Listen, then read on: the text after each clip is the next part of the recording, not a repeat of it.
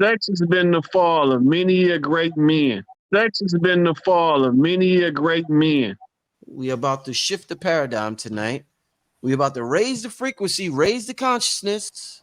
If sexual energy is as powerful as they say it is, look at one of the brilliant minds ever in America, George Washington Carver. He got castrated.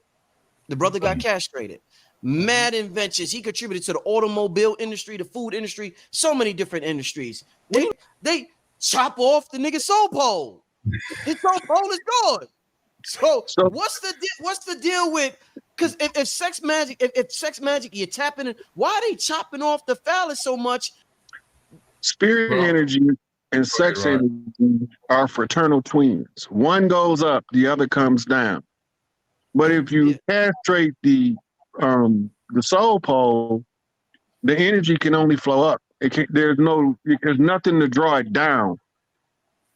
So they tapping into higher consciousness because the sex energy gonna get used one way or the other by the law of use. So if you don't have the physical equipment to express it physically, the only other outlet is a spiritual and intellectual pursuit. You got to have an outlet for that energy or you will implode or spontaneously combust. Why is this? It's the same thing that Rod Hayes was just talking about. We're talking about an antenna one way. We're talking about tapping into higher spiritual and intellectual knowledge because the energy has nowhere else to go. There's no distraction to the sacral chakra. The sacral chakra has been deactivated. So now everything is going to the crown chakra. Mm-hmm. And that's why they do this. Preliminary shifting of perception. One of those is this, knowing the difference between orgasm and ejaculation. For the man, ejaculation ends orgasm. If the objective is to turn water into steam, what sense does it make to dump the water out of the pot the moment it begins to boil? This is how we make water go up and not down. And so the alchemical analogy for the raw sexual force is water. And the idea is to return water to its source, for water to go up. That is what is talked about when Jesus said, just as Moses raised the serpent in the wilderness, so shall the Son of Man be raised. We want to do it voluntarily without chopping and chopping. But now that's called dual cultivation. What is the danger? You have the temptation.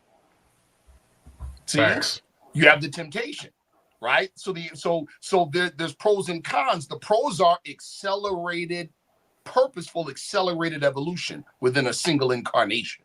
Right. The downside is there's the temptation to plunge yourself into hell. You see what I'm saying? Real quick, Richard, I just want to add one quick thing before you go on.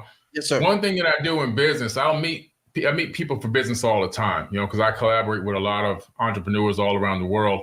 Yeah. And if it's the first time of me meeting somebody in person, I meet them in locations where there's a lot of people walking around and quite possibly a lot of women walking around. These women are walking around in bathing suits and everything else because I'm doing business with this guy. I want to find out, does he have his mind in check? Does he have his phallus in check? Because if he's on a rubber neck, every time I turn around, he's looking, he's bending his neck. We can't focus on the business meeting because all he can do is talk about this woman and that woman and this woman and that woman.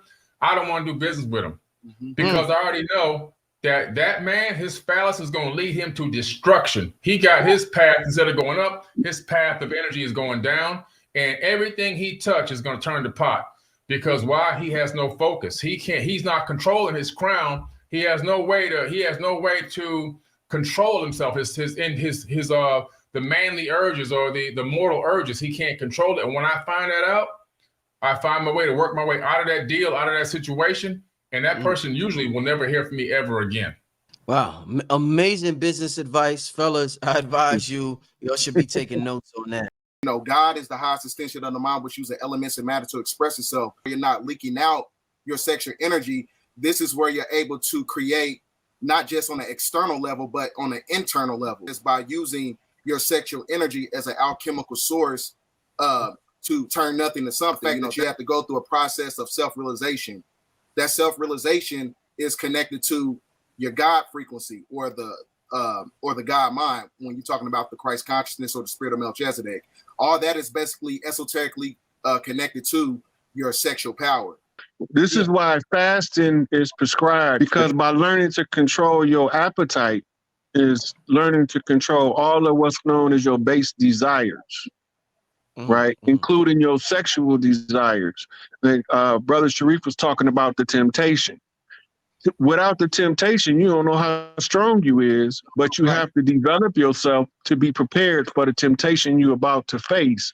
And we use fasting from the food in order to prepare us to be resistant to the sexual temptation and other lower base temptations. So sex has been the fall of many a great men.